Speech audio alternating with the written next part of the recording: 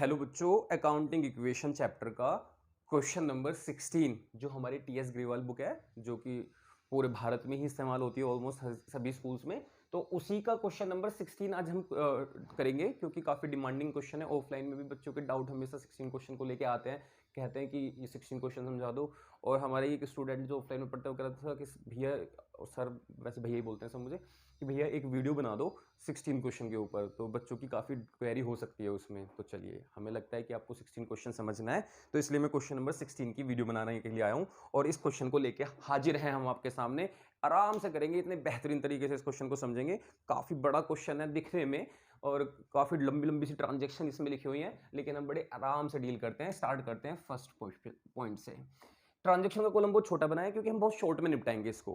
कोई इसमें लिखा है D Mahapatra started business. Accounting equation बनानी थी ऑब्वियसली, तो अकाउंटिंग इक्वेशन की हेडिंग डाल दी, serial number, transaction, assets equal to liability plus capital लिख दिया।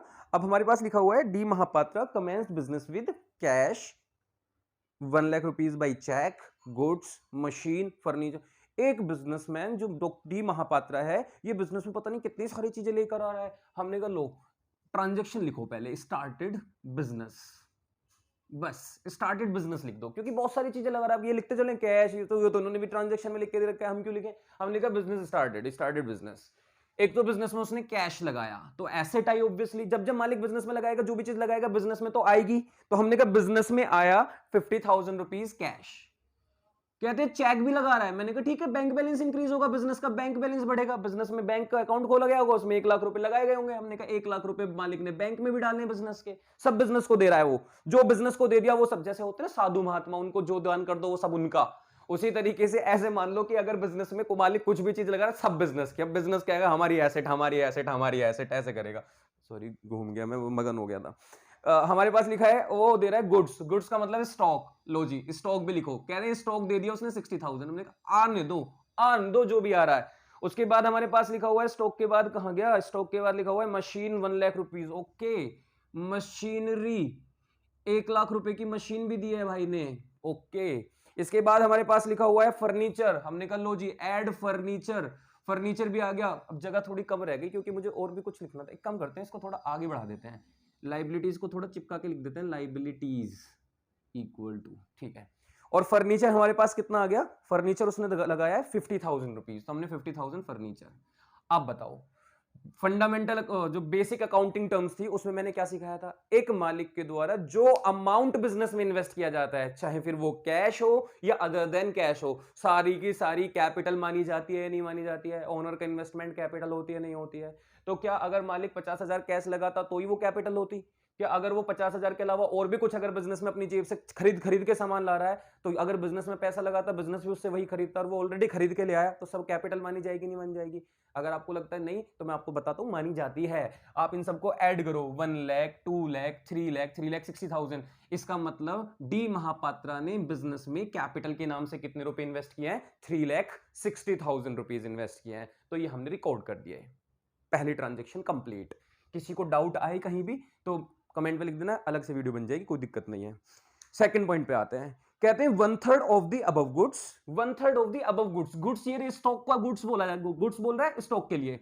1/3 ऑफ द अबव मतलब अबव का मतलब पिछली ट्रांजेक्शन में जो गुड्स थे 60,000, इसका 1/3, 60,000 का 1/3 बोले तो 20,000 की बात चल रही है। ये कॉस्ट है हमारी, 20,000 रुपए का सामान जो हमें पड़ा था, उस 20,000 रुपए के सामान की बात कर रहे हैं। कहते हैं 1/3 of the above goods sold at a profit 10%। मैंने कहा 20,000 रुपए जो इसकी कॉस्ट है, ये कह रहा है इस पे प्रॉफिट भी कमाओ 10%। मैंने कर लो 2,000, ये कहता है हाँ 22,000 रुपीज में सेल करेंगे इसको। Okay, sold at a profit 10% on cost and half of the payment is received in cash. बच्चों 22,000 में से आधा, हाफ बोले तो 11,000 रुपीज तो वो कैश में ले रहा है, और बाकी का ऑब्वियसली उसने क्रेडिट पे बेचा होगा, उधार कर दिया होगा 11,000 रुपीज। तो जैसे पिछली वीडियो में हमने ट्रांजेक्शन की थी, उधार पे बेचते हैं तो डेटर बनते हैं, तो इसका मतलब मैं एक नया कॉलम बनाने जा रहा हूं डेटर का। अब सुनना, क्वेश्चन कह रहा है आपने 20,000 का सामान 10% के प्रॉफिट को कमा के 22,000 में बेचा, तो इसका मतलब आपके पास से गुड्स कितने का गया, सिर्फ 20,000 का। लेकिन इस 20,000 के गुड्स को आपने 22 में बेचा, और ये 22 में 11,000 आपको कैश की फॉर्म में मिले, तो कैश में प्लस, और 11,000 रुपए सामने वाले बंदे पे आपने उधार कर दिए, तो आप इसको डेटर में ऐड कर देना। अब आप चेक करो, 11,000 11,022 आए या आएंगे, 11,000 ऑब्वियसली बाद में आएंगे, और 20,000 रुपए का सामान आपके पास से गया, 2,000 का फायदा, और फायदे का इंतजार तो किसको रहता है, ओनर को। तो आप ये 2,000 रुपीज मालिक के अकाउंट में क्या कर देना बच्चों, प्लस कर देना। बस ये वाली ट्रांजेक्शन काफी डिमांडिंग ट्रांजेक्शन रहती है बच्चों की, कि ये वाला बताओ भैया, हमने कर लो, ऐसे करते हैं इसको। न्यू इक्वेशन, 61,000 रुपीज हम पे कैश हो चुका है, 1 लाख रुपीज हमारे बैंक में आ चुके हैं, 40,000 का मेरे पास स्टॉक बचा क्योंकि 60 में से 20 बिक गया, 1 लाख रुपीज की मशीन, 50,000 रुपीज का फर्नीचर, और अब मेरे पास 11,000 रुपए के डेटर, मतलब मार्केट में मेरा लोगों पे पैसा पड़ा है। ये थी हमारी इसकी वर्किंग की अबव गुड्स। गायब कर दूं इसको, जादूगर मैं जादूगर। आइए बच्चों थर्ड ट्रांजेक्शन पे। अब आप में से कुछ बच्चे कह रहे हैं यहां तो लिखा ही नहीं, लिख दो बच्चों सोल्ड गुड्स, बाकी का टीचर से कह देना खुद पढ़ लेना। ट्रांजेक्शन को यहाँ पे इसके कोई मार्क्स नहीं है ना, आप अगर इसका कॉलम नहीं भी बनाओगे, अब आपके टीचर 11th है ना, बोर्ड का होता तो फिर तो मैं बता देता। अब आपके टीचर ने अगर ट्रांजेक्शन पूरी लिखी है तो आपको भी कंप्लीट ही लिखनी पड़ेगी, कभी वो नंबर काट ले। आप देख लेना, आपके टीचर ने अगर ट्रांजेक्शन यहाँ पे लिखी है तो आप इस कॉलम को थोड़ा बड़ा बनाना, इसको थोड़ा उधर सरका लेना अपने रजिस्टर में, और आप फिर कंप्लीट ट्रांजेक्शन देख के एज इट इज क्वेश्चन में से छाप लेना, ठीक है। थर्ड ट्रांजेक्शन पे आते हैं। थर्ड ट्रांजेक्शन में लिखा हुआ है हमारे पास, डेप्रिसिएशन लगा दो मशीन पे, डेप्रिसिएशन ऑन मशीनरी प्रोवाइडेड 10%। लो जी, डेप्रिसिएशन लगा लेते हैं। डेप्रिसिएशन का मतलब fall in the value of asset, fixed asset ही बोलते हैं, टेंजिबल। तो हमने डेप्रिसिएशन लगाना है मशीन के ऊपर से 10% वैल्यू डाउन हो गई। अब 1 लाख के ऊपर से 10% हटाओगे तो इसका मतलब 1 लाख का 10% 10,000। ट्रिक आपको पता ही है, मैथ्स की बच्चे हो, अब तो आपको तो सब पता होगा। 10% निकालने के लिए आता है तो 10/100 लिखते हैं। अब आप इसको कभी कभी डायरेक्ट भी करना चाहो तो ऐसे कर सकते हो, 1 लाख का 10% बोले तो एक जीरो हटा दो, 10,000। जब भी आपको परसेंट 10% 20% निकालना हो तो एक जीरो हटाओ 10%, डबल कर दो 20%, 3 की मल्टीप्लाई कर दो 30, ऐसे कर लेते हैं। अब आप बताओ, आपकी मशीन घट रही है क्योंकि आप उसे यूज कर रहे होगे तो ऑब्वियसली कम तो होगी, तो क्या ये आपका फायदा है या नुकसान? अब आप कहोगे हम उसे यूज कर रहे हैं तो हमारा लॉस थोड़ी होगा, यूज करेंगे तो कम ही होगा, हमने उससे इस्तेमाल नहीं। आपने खरीदा और आपकी जो वैल्यू 1 लाख रुपए पे की, और आज अगर आपको 90,000 की रह गई तो आप कहोगे 10,000 का आपको लॉस हो गया। और अगर लॉस हो गया तो इस लॉस का हर्जाना किसको भुगतना पड़ेगा? मालिक को। तो मालिक के अकाउंट में ऐड का प्लस का साइन लगाना बेशक, लेकिन आप ब्रैकेट में लिखना 10,000। आप कहोगे हम माइनस नहीं कर सकते सीधा, तो माइनस करोगे तो फिर ब्रैकेट मत लगाना है ना। और ये ऊपर वाला मैंने इसका नहीं लिखा था, टोटल 3,62,000। चलिए, तो इस तरीके से इस ट्रांजेक्शन को हमने डील किया। जब भी डेप्रिसिएशन आएगा तो आप एसेट को कम कर दो क्योंकि आपकी एसेट घट रही होगी, और साथ ही साथ उतने ही रुपए से, क्योंकि ये लॉस माना जाएगा, तो मालिक के अकाउंट से भी इसको क्या कर देना, माइनस। थोड़ा छोटा लिख रहा हूं क्योंकि बड़ा क्वेश्चन है, तो आप थोड़ा मैनेज करना। फिर आपको न्यू इक्वेशन बनानी होगी। 61,000 आपके पास कैश है, ऐसे कैसा, बैंक में आपके 1 लाख रुपए पड़े हुए हैं, 40,000 आपके पास स्टॉक है। अब मशीन बच्चों 90,000 की रह गई है, फर्नीचर तो 50 ही है, मार्केट में 11,000 रुपए उधार चढ़ा रखे हैं किसी बंदे पे जिसने हमारा उधार सामान खरीदा था, और अब मेरी कैपिटल 3,52,000 रह गई है क्योंकि मालिक को नुकसान हुआ, क्योंकि मालिक के द्वारा लगाए गए पैसे में से 10,000 रुपए कम हो गए हैं डेप्रिसिएशन के नाम से। फोर्थ ट्रांजेक्शन पे आते हैं। फोर्थ ट्रांजेक्शन लिखा हुआ है cash withdrawn for personal use. ओहो, पक गए हैं इस ट्रांजेक्शन से। Personal use, personal use, personal use, तारीख पे तारीख, तारीख पे तारीख, तारीख पे तारीख। पर्सनल यूज बोले तो ड्राइंग होती है, मैं कह रहा हूं लिखने से पहले ड्राइंग का नाम नजर आते के साथ ही मालिक से को, मालिक पैसे कटेंगे तुम्हारे। कितने? ड्राइंग 10,000। हमने कहा मालिक 10,000 रुपए तुम्हारे कटेंगे, तुम पर्सनल यूज के लिए जब जब निकालोगे घर ले जाओगे पैसा, हम तुम्हारी कैपिटल को कम कर देंगे। लेकिन ये इसलिए कर रहे हैं क्योंकि तुम 10,000 रुपए लेकर जा रहे हो तो कैश भी हमारा कम कर रहे हो, तो इस वजह से 10,000 रुपीज कैश में से कम और 10,000 रुपीज कैपिटल में से कम। आपको भी ये ध्यान रखना है। ये है ड्रॉइंग्स, क्योंकि वो कैश विड्रॉ कर रहा है, कहीं नहीं लिखा तो कैश ही मानेंगे। गुड्स पर विड्रॉ कर रहा होता है पर्सनल यूज के लिए तो स्टॉक कम कर देते, जैसे होते हैं ना दुकान वाले होते हैं अपने घर चीनी, वैसे उनका परचूने की दुकान प्रोविजनल स्टोर है, लोग बागों को चीनी खिलाते हैं, लेकिन उनके घर पे जरूरत होती है तो अपनी दुकान से चीनी ले जाते हैं, तो वो उनका गुड्स विड्रॉ होता है, तो फिर वो स्टॉक को कम करते हैं और कैपिटल को कम करते हैं अकाउंटिंग करते वक्त। चलिए जी, बहुत बढ़िया। न्यू इक्वेशन, 51,000, 1 लाख, 40,000, 90,000, 50,000, 11,000, और इधर की तरफ 3,42,000 कैपिटल रहेगी। बस वही प्लस माइनस चल रहा है, इसमें मैंने कुछ स्पेशल नहीं किया। फिफ्थ ट्रांजेक्शन पे आ जाते हैं। फिफ्थ ट्रांजेक्शन में हमारे पास लिखा हुआ है इंटरेस्ट ऑन ड्राइंग 5%। लो, कमाल हो गया। मालिक ने जो ड्राइंग ली थी पर्सनल यूज के लिए 10,000 रुपए निकाले थे, बिजनेस कह रहा है भाई 5% इस पे हमें चाहिए इंटरेस्ट। अब आप बताओ, मैंने अभी पहले परसेंट निकालते हैं, जल्दी से ट्रिक लगाते हैं। 1 जीरो हटाओगे कितने परसेंट? 10%। 10% का आधा कर दो, कितना जाएगा? 5%। तो इंटरेस्ट ऑन ड्रॉइंग कितना आएगा बच्चों? 500 रुपीज। तो हमारा इंटरेस्ट तो कैलकुलेट हो गया। गायब कर दूं? 500 रुपए इंटरेस्ट ऑन ड्रॉइंग। अब इंटरेस्ट ऑन ड्रॉइंग मालिक से हम कहते हैं यार तुमने पैसा निकाला है तो उस पर हमें ब्याज दो, due to business entity principle. तो मालिक पता है क्या कहता है यहाँ पे? ओनर की बात बता रहा हूं मैं आपको। ओनर कहता है मेरा बिजनेस, मैं तो पैसे नहीं दे रहा ब्याज के। हमने कहा मत दो, हम तुम्हारे अकाउंट से काट लेंगे, लेस 500 लो, प्लस का साइन लगाऊंगा मैं तो, मुझे आदत है, और 500 रुपए ब्रैकेट में लिख देता हूं तो अल्टीमेटली माइनस ही हो रहा है। हमने कहा, वो ये कह रहा है मैं तो नहीं दे रहा मेरा बिजनेस, मैं 500 रुपए क्यों दूं ब्याज के? हमने कहा मत दो, काट दिया हमने।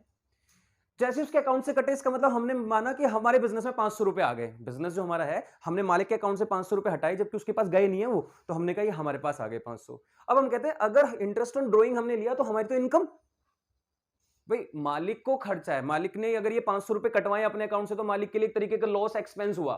लेकिन ये 500 रुपए बिजनेस ने लिए तो बिजनेस के लिए तो ऑब्वियसली इनकम या फिर एक तरीके से प्रॉफिट हो गया।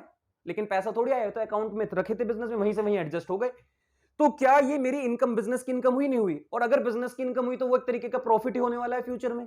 और अगर ये प्रॉफिट है तो ये घूम फिर के वापस किसको दिया जाएगा? मालिक को। तो बच्चों कहने का मतलब ये हो गया एक तमाशा कि इंटरेस्ट ऑन ड्रॉइंग अगर आपको लिखा मिल जाए तो कैपिटल में पहले उतना अमाउंट प्लस करना और कैपिटल में ही माइनस कर देना। आप कहोगे भैया लिखने की क्या जरूरत है इसको, जब प्लस माइनस होकर इम्पैक्ट तो कुछ।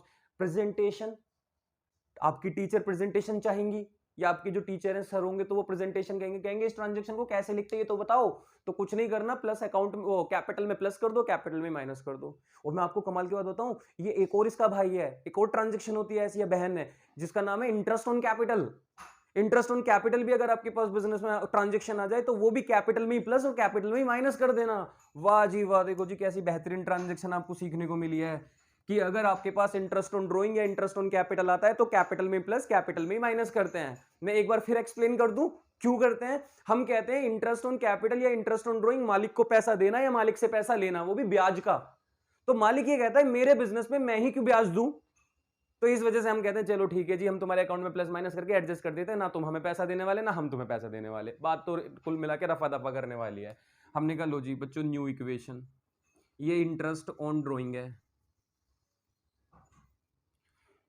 कैश 51 है, 1 लाख रुपीज बैंक में पड़े हैं, 40,000 रुपीज स्टॉक है, 90,000 की मशीन है, 50,000 रुपीज का फर्नीचर है, 11,000 रुपीज लोग बागों पे बाहर उधार सामान बेच के चढ़ा रखे हैं, और 3,42,000 रुपीज मालिक का हमारे ऊपर कर्जा है कैपिटल के नाम से, है ना, लाइबिलिटी होती है। अगला पॉइंट लिखा हुआ है सोल्ड गुड्स टू गुप्ता, आपने गुड्स बेचे हैं गुप्ता जी को for 10,000 and receive a bill, आपने उनसे बदले में बिल ले लिया the same amount for 3 month. मतलब गुप्ता जी को आपने 10,000 का सामान बेचा और गुप्ता जी कह रहे हैं सर आपको हम 3 महीने बाद पैसे देंगे। हमने कहा ठीक है 3 महीने बाद दे देना। हम डेटर में लिखने जा रहे, कह डेटर में मत लिखो, मैं उन जैसा नहीं हूं, वो तो पता नहीं कब का कब देंगे, पता नहीं तुम्हें टाइम भी नहीं पता होगा कब आएगा उनसे पैसा।